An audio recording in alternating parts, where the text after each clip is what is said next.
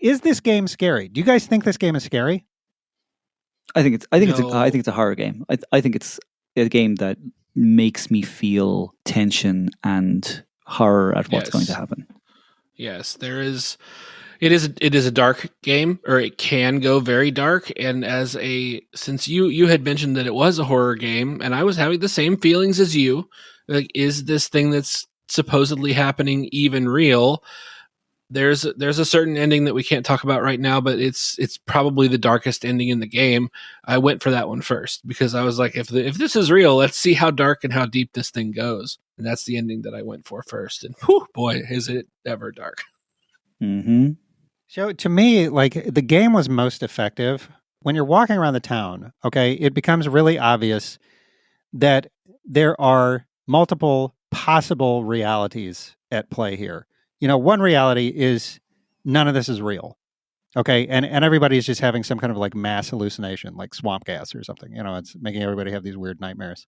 And another possibility is that you do stumble into there is a cult very early on. You find out there's a cult of Deadeus, and they are trying to stop this from happening.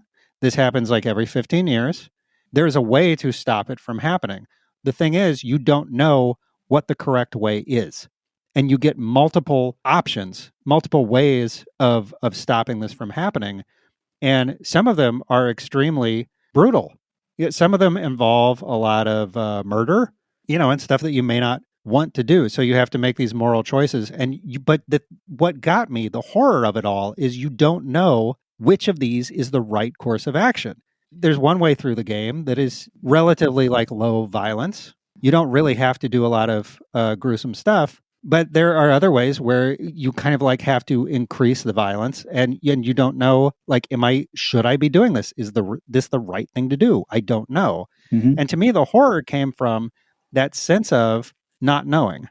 But I would say it would be more horrific or horror for me if you only got one shot at playing the game.